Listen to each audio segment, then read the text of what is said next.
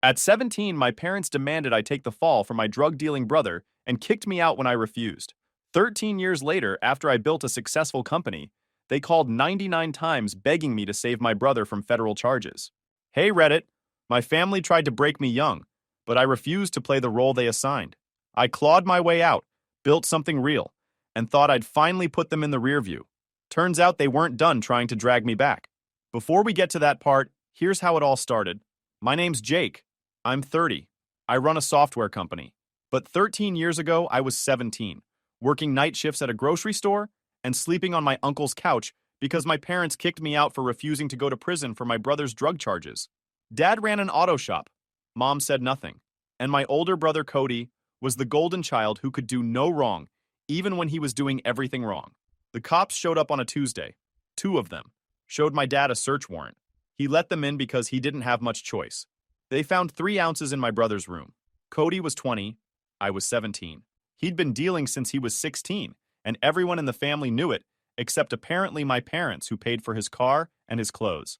Cody got away with everything. Wrecked Dad's truck at 18, didn't pay a dime for repairs, failed out of community college twice. Dad just shrugged. Got arrested for possession at 19. Dad hired a lawyer and made it disappear. Meanwhile, I had a 10 p.m. curfew and had to explain where every dollar went. The cops asked whose room it was. My dad said it was shared. A lie. I had my own room. Always had. They asked to speak to both of us separately. The older cop pulled me into the kitchen, asked if those drugs were mine, asked if I'd ever used, asked if I knew who Cody was selling to. I told the truth. That was Cody's room. Those were Cody's drugs. I had nothing to do with it. Didn't use. Didn't know his customers because I stayed as far away from his business as possible. The cop wrote everything down, looked at me like he was trying to figure out if I was lying. You sure about that? Positive. Because your brother says you've been acting strange lately. Says he's worried you might be using. My brother's trying to save himself. Smart kid. Cody told them he had no idea how those drugs got there. That maybe his younger brother had put them there. That he'd been worried about me lately. That I'd been distant and secretive. All lies. But Cody had always been a good liar. Charming. Knew how to work people. The cops didn't buy it. One of them told my dad they'd been building a case for weeks. Surveillance. Watching who came and went. They knew Cody had been making runs to 3 different counties. They weren't here for a personal stash. They were here for the network. The cops left after 2 hours. No arrest yet because they were coordinating with federal investigators. Told us someone would be in touch. Not to leave town. The next 4 days were bad. Day 1 was Dad's logic play. He sat me down an hour after the cops left. Calm. Reasonable. If anyone asks, if the cops come back, you need to say it was yours. That Cody didn't know about it. No. Listen to me. Cody's got his whole future ahead of him. You're younger. The courts go easier on minors. You take this, maybe you get probation. Community service. It won't follow you forever. He was full of it. I was 17, which meant I'd be tried as an adult on serious charges. But he didn't care about facts. He cared about protecting Cody. I'm not taking charges for him. You're being short-sighted. This is bigger than you. That's a you problem. I walked out. He let me. Day 2 was Mom's guilt campaign. She came to my room that night. Knocked soft. Sat on my bed. Please just listen. This is going to destroy Cody's life. He made a mistake, but he's young. He deserves another chance. This is like his 5th chance, Mom. He's your brother. Family helps family. Family doesn't ask family to go to prison for them. She was crying harder now. Think of what we've done for you. We raised you. Fed you. Put a roof over your head. After everything we've given you, you owe us this. I don't fund consequences. She left without saying goodnight. Day 3 was Cody's intimidation attempt.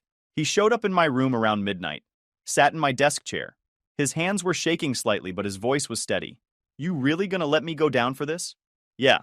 Why? Because they're your drugs, your choices, your mess. He leaned forward. Then he smiled. Empty. Hollow. You know what? I hope you fail. Whatever little future you think you're building. I hope it crashes. Because when you need help someday, I'm gonna remember this. Get out of my room. He stood up. Paused at the door. Dad's right about you. You always thought you were better than us. I left the family business when I left the house. That didn't make sense yet, but it would. Day 4 was the ultimatum. I'd been keeping a secret. 3 months earlier, I'd gotten an acceptance letter from State University. Full scholarship for computer science. Everything covered.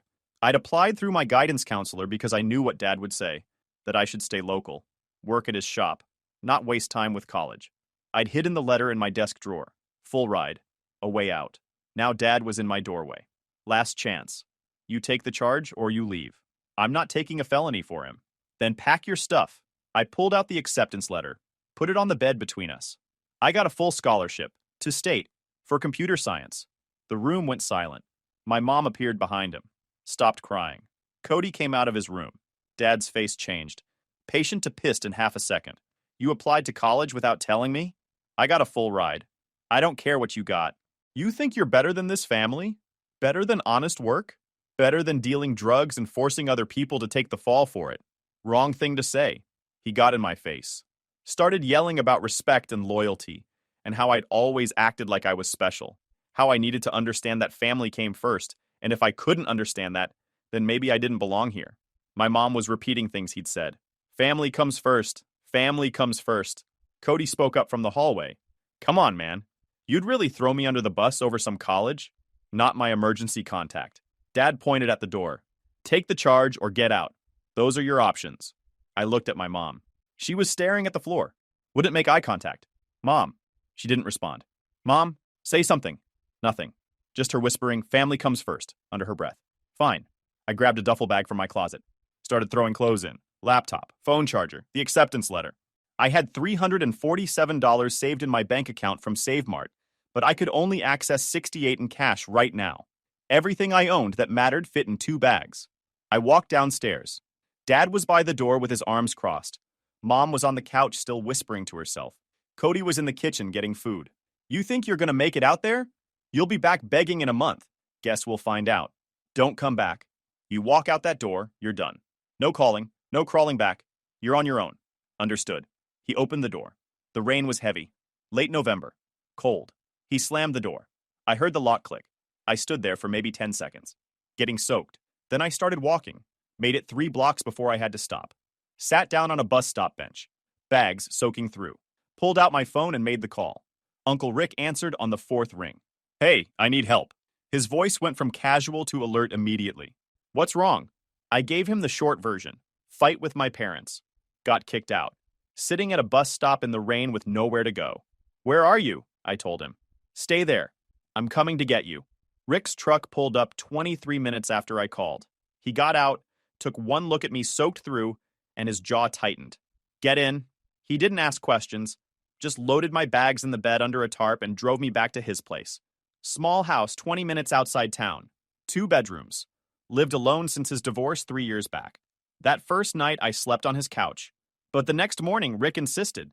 I've got a spare room. It's mostly storage, but we'll clear it out today. You're not sleeping on the couch for the next year. I don't want to be a burden. You're not a burden. You're family. And someone in this family needs to act like it matters. We spent 2 hours clearing out the spare room, moving boxes, setting up an air mattress. Rick gave me clean towels, showed me where everything was, made me a sandwich while I changed. You want to tell me what really happened? I told him everything. The drugs, the cops, the demand that I take the charge, the 4-day pressure campaign, the kickout. Rick listened without interrupting. When I finished, he was quiet for a long time. That jerk. He didn't mean Cody. I'm calling a lawyer I know. We're filing for guardianship.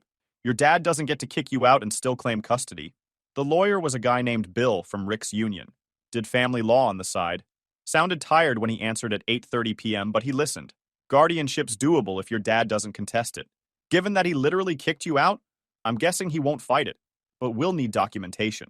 I had text messages, had the acceptance letter, had pay stubs from SaveMart showing I'd been working and saving. It wasn't much, but it was something. We'll make it work. Hearing should be scheduled within 3 weeks. In the meantime, I lived with Rick, went to school, kept working my shifts at SaveMart. Rick was different from my dad. Worked as a commercial electrician. Long hours, but he never came home angry. Never took it out on anyone. Just worked hard, paid his bills, treated people with basic respect. He didn't hover, didn't ask where I was going. Just said dinner was at 6 if I was home and to text if I wasn't. First week there, I offered to pay rent. He looked at me like I'd grown a second head. You're 17 and you just got kicked out. Keep your money. I want to contribute. Buy groceries when you can. That's enough. I bought groceries. Made dinner when he worked late. It felt normal. The guardianship hearing was 3 weeks out. Bill said I'd have to testify about what happened. They won't fight it, Rick said. They kicked him out. They can't claim they want custody now. He was right, but that didn't make the hearing less brutal. The day came. I wore the only button-up shirt I owned. Rick wore his work clothes because he'd come straight from a job site. Bill met us at the courthouse. Your dad's not here, your mom is, back row. I turned. My mom was sitting in the last row, alone. The judge came in, asked why I was seeking guardianship from my uncle instead of living with my parents. Bill explained. The drugs.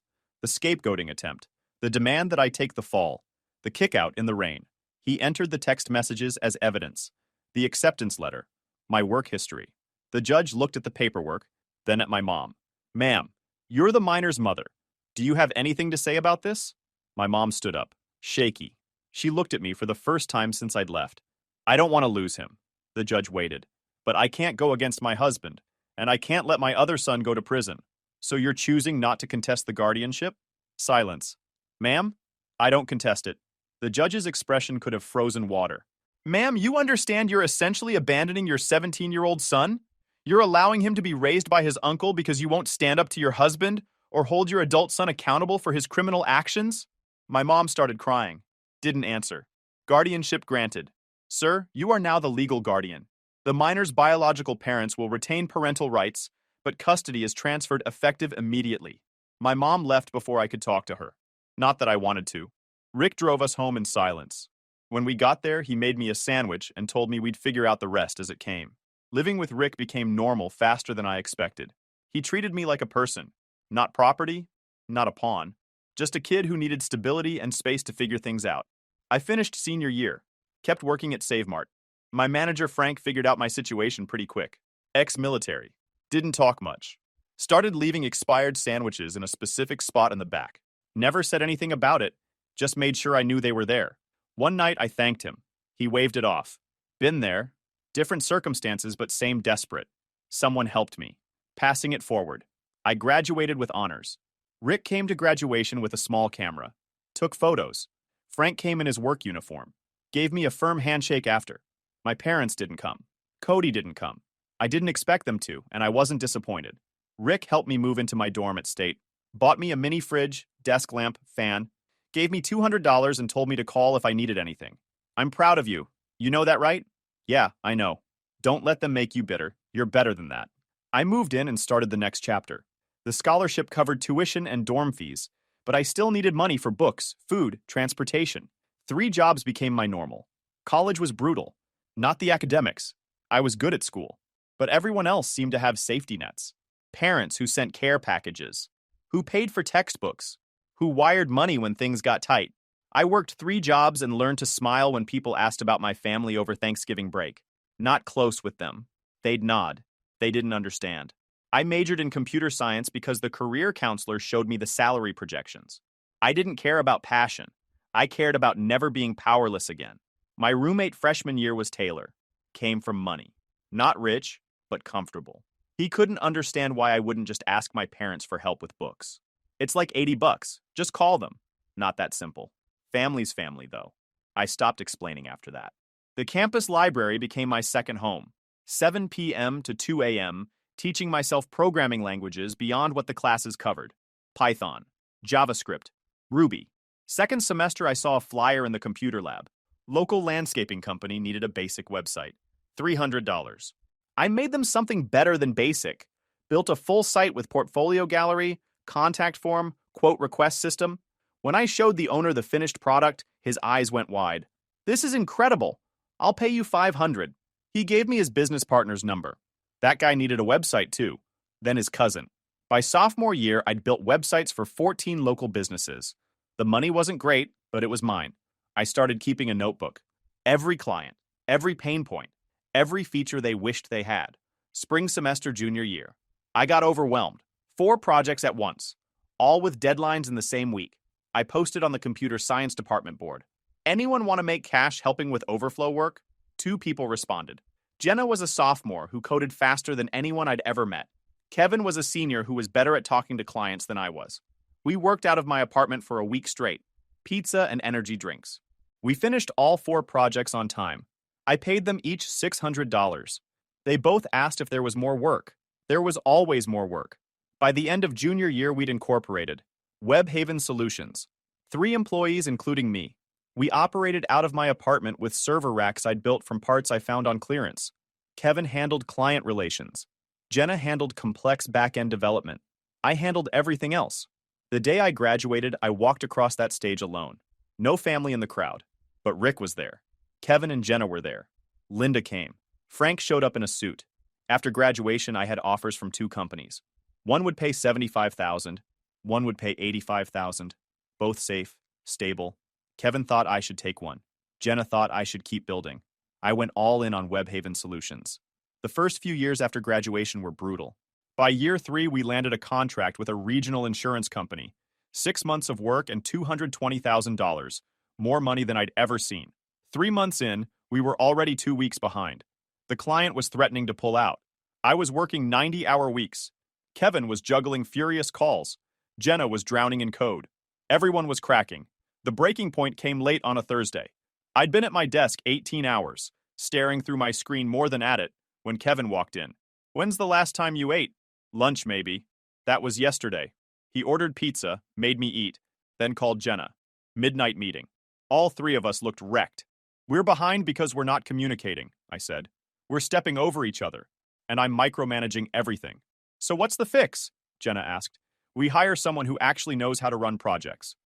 We hired Linda, a 54-year-old project manager who'd spent 2 decades cleaning up corporate disasters. Her first day, she surveyed our chaos and said, "How are you even functional?" Kevin said, "We're not. That's why you're here." She rebuilt us from the ground up. Filing systems, daily stand-ups, real task management tools instead of sticky notes and panic. Then she sat me down. "You're bottlenecking everything. You don't trust anyone to do their jobs. If I let go, things fall apart." "No. Things fall apart because you won't let anyone else hold them together." Painful, but true. I started delegating. Slowly, then more. We delivered the insurance contract a week early. The client was thrilled. $15,000 bonus and 3 referrals. One of those referrals turned into a $400,000 job rebuilding a manufacturing company's inventory system. I almost said no. Too big. Too risky. Linda pulled me aside. "You're scared of success. Stop waiting for the sky to fall. Do the work." We took it. By year 5, we hit $2 million in revenue. It didn't feel real. I was still buying generic cereal and living like a broke student. One afternoon, Kevin walked into the break room while I was eating my 3rd bowl of instant ramen that week. "You know you can afford food, right? Real food? It's fine. It's not fine. You haven't taken a day off in 3 months. You're going to burn out, and you'll take the company with you." I resisted, but he was right. I took a weekend off and visited Rick. The break felt wrong at first, then necessary. Rick took one look at me and said, "You look less like death. Good. Now learn how to rest." Year 6. I hired a real accountant and lawyer, and finally paid myself a salary that matched the size of the company I was running. I bought a small condo, 2 bedrooms, sunlight, quiet. That quiet kept me awake the first night. Too nice felt dangerous. Around then, Jenna told me she was leaving. Not because she was unhappy, because she wanted to build something of her own. "You taught me I could," she said. We had lunch on her last day. I gave her contacts, advice, encouragement. Why help me? I'm competition now. Because Rick helped me. Frank helped me. Now I help you. She called 3 times that month with questions. I answered everyone. Kevin stayed. He'd gotten married. A baby was on the way. "I want the stability," he said, "and someone has to keep you from making terrible decisions." By year 7, we had 45 employees, and I was learning fast that managing people wasn't like managing code. Code didn't cry. Code didn't have bad days. Code didn't have dying parents. One day, I lit into a developer named Tom for slipping deadlines and buggy work. He nodded, left, and an hour later, Linda appeared in my doorway. "You know Tom's mom has Alzheimer's, right?" I didn't, and the shame hit hard. "You assume everyone handles life like you do," she said, which is to say, barely. I found Tom in the parking lot, sitting in his car. "Can we talk?" He looked exhausted, red-eyed. "Linda told me about your mom. I'm sorry. I should have asked." He shrugged, defeated. "I can't keep up. Something's got to give. Let me help. We'll adjust your workload. Work from home when you need to. We'll figure it out." "You'd do that?" "Yeah. You're good at what you do, and everyone needs support sometimes." He stayed with us 7 more years. Became one of our strongest developers. When his mom passed, we paid him for the 2 weeks he took off. No questions asked. We were doing well. Really well. The kid who'd been kicked out in the rain now had a company worth millions. I should have felt proud, grateful, triumphant. Instead, I felt tired. Always tired. Suspicious of good things, like they were borrowed time. Like someone would knock on the door any minute and tell me the mistake had been discovered. But the company kept growing. The systems held. The people held each other up. The work got smoother. And slowly, very slowly, I learned to breathe. Not because life got easier, but because I wasn't carrying it alone anymore. Year 7, I met Vanessa at the worst possible time. We'd just landed a 6-month contract that was 3 months behind schedule. The client was threatening to pull out, and I was drowning.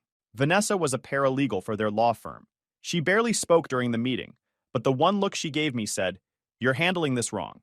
The meeting went badly, but 2 days later she called my office. "Your IT setup is a mess. You're actually ahead on several benchmarks, but your client doesn't understand any of it," she said. "I can translate. You owe me coffee." At the cafe, she showed up with a color-coded spreadsheet explaining my own project better than I ever had. It was the first time I'd laughed in weeks. One coffee became 2, then dinner. Then suddenly she was someone I was thinking about when I should have been thinking about code. 4 months in, she finally asked about my family. I told her everything. Cody, the drugs, the scapegoating, Rick taking me in. She didn't try to fix it. She didn't preach forgiveness.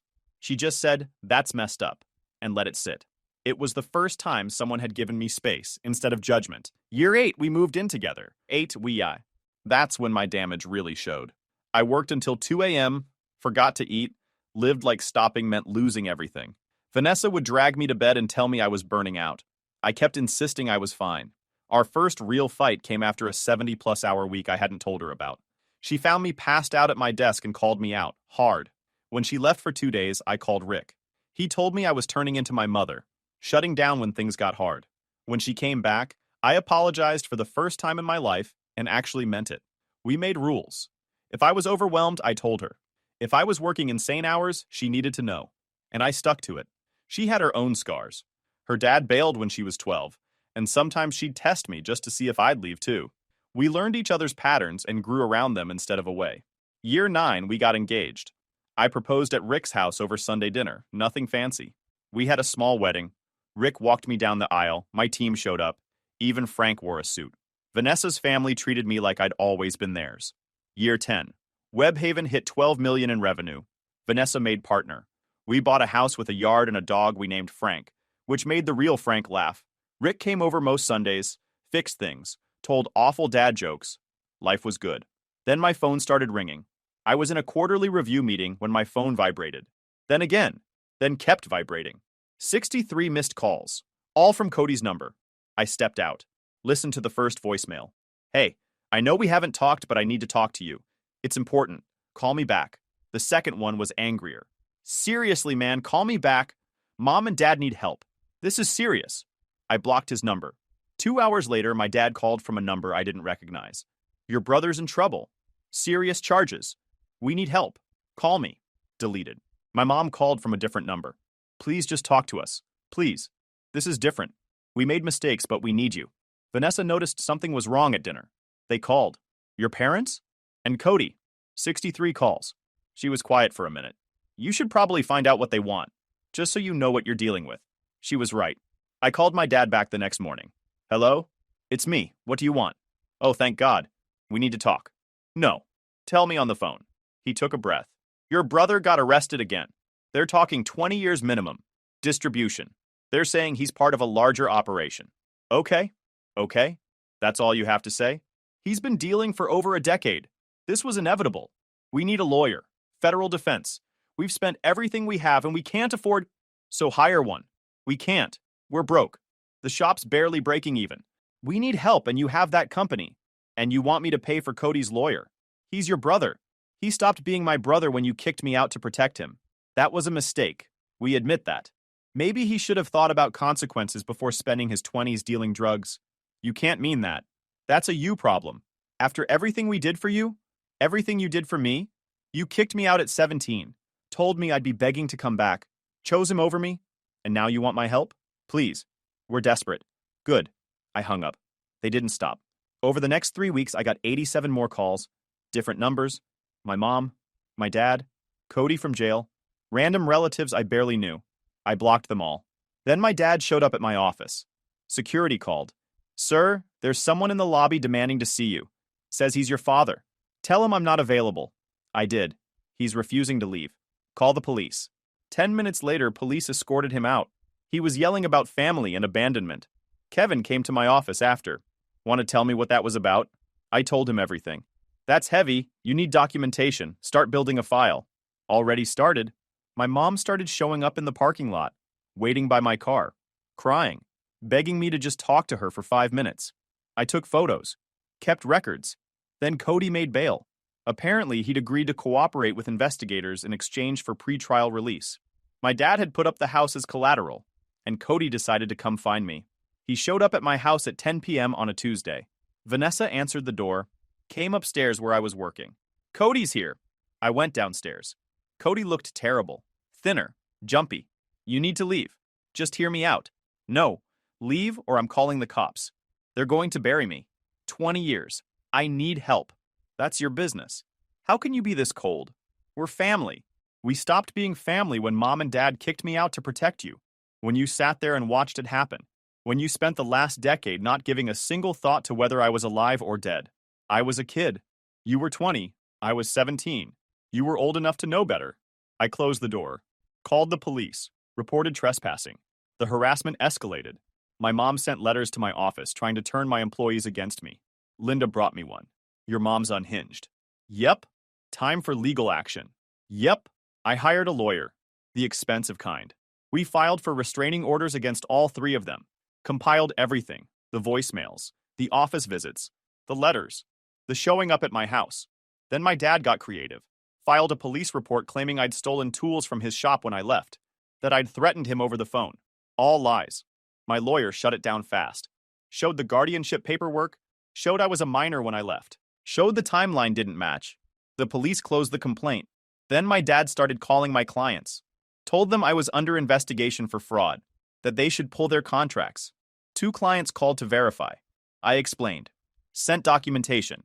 They stayed. 3 clients just quietly pulled their contracts. $48,000 in lost revenue. I could have let it go, but I'd spent 13 years building something from nothing, and I wasn't about to let them destroy it. My lawyer got aggressive. Cease and desist letters. Defamation claims. Threatened criminal charges for harassment and tortious interference. The hearing for the restraining orders came 3 weeks later. All 3 of them showed up. Dad in a suit, mom crying, Cody looking miserable. My lawyer presented everything. The original kickout, the years of no contact, the sudden harassment, the office disruptions, the letters to employees, the false police reports, the calls to my clients. The judge looked disgusted. And you're doing this because you want him to pay for your other son's legal defense? My dad tried to explain about family and obligation. The judge cut him off. You kicked him out at 17 for refusing to take drug charges for his brother. You had no contact for over a decade. You show up demanding money, and when he refuses, you harass him, file false reports, and try to destroy his business. That's not family. That's extortion. Restraining order granted. 1,000 feet minimum distance. No contact, direct or indirect. Violation results in immediate arrest. My mom tried to approach me after. Bailiff stopped her. I left through a side exit. Vanessa was waiting in the parking lot. How'd it go? Restraining order granted. Good. Now they can't touch you. 6 months went by. Quiet. No contact. No harassment. I heard through Rick that Cody had taken a plea deal. 12 years. Federal prison. Probably out in 9 with good behavior. My dad's auto shop went under. Couldn't recover from years of draining money on lawyers and bail. He ended up working for a chain lube shop doing oil changes for $15 an hour. My mom stopped talking to most of her friends. I felt nothing about it. Maybe that made me cold. Maybe it made me practical. Either way, I'd spent enough years caring about people who didn't care about me. Life moved on. Webhaven Solutions kept growing. Year 12, I sold 30% to a private equity firm for enough money that I'd never have to work again. I kept working anyway. Vanessa and I had a daughter. Named her Riley. Rick was in the delivery room. Cried when he held her. Frank came to visit in the hospital. Brought a stuffed bear. My parents didn't call. Didn't send anything. Good. Riley turned 3 and started asking about grandparents. I showed her a picture of Rick. That's your great uncle Rick. He took care of me when I needed it most. Where's your mom and dad? They're not around anymore. Why? Because sometimes people make choices that mean they can't be in your life. And that's okay because family isn't always about blood. It's about who shows up when things get hard. She seemed satisfied with that. Then a few years after the restraining order, my doorbell rang. Saturday morning. Vanessa was out. I was drinking coffee. I looked through the window. My mother was standing on my porch. I opened the door but didn't step outside. Pulled out my phone and hit record. You're violating the restraining order. I know. I'll leave after this. I just needed to see you. She looked older, beaten down. Your father and I separated. I moved in with my sister 3 months ago. He refused to change, to admit what he did wrong. I finally left. Okay. I'm not asking for forgiveness. I'm not asking for anything. I just wanted you to know that I know what I did, what I didn't do. I stood there for a long moment. You were there. Every time. You watched him scapegoat me for Cody's drugs. You watched him kick me out. You sat silent in court when Rick got guardianship. You showed up here harassing me. You sent letters trying to poison my employees against me. And now you're sorry? Yes. You know what you told me the night before I left? You said after everything we've given you, you owe us this. You said I owed you taking a felony charge for Cody because you fed me and put a roof over my head. She was crying now. I told myself staying quiet was keeping the peace. It was just cowardice. Yeah, it was. For what it's worth, I'm proud of what you built. You don't have the right to be proud. You gave up that right when you chose silence over standing up for me.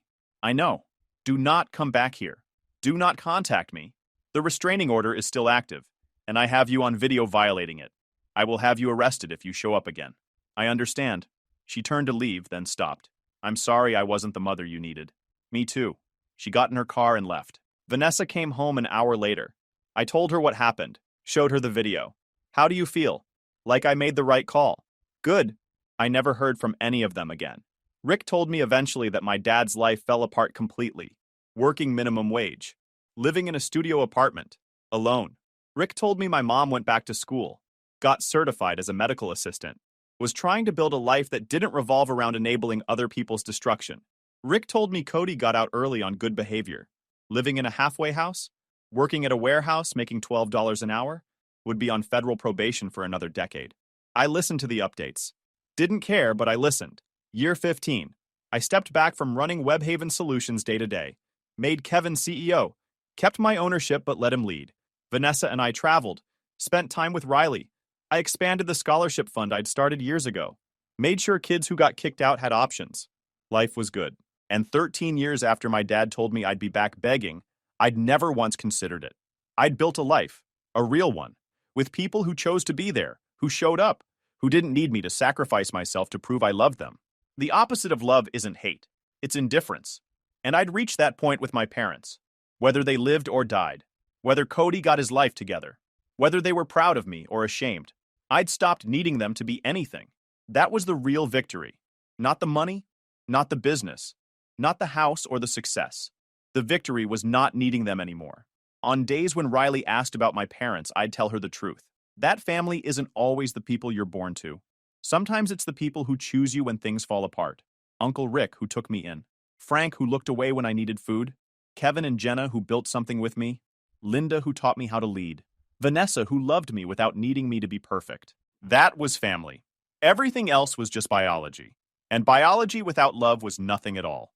Guys, we are so close to hit 100,000 subscribers on this channel. If you are not subscribed to the channel, please consider subscribing. It really helps hit that 100,000 mark.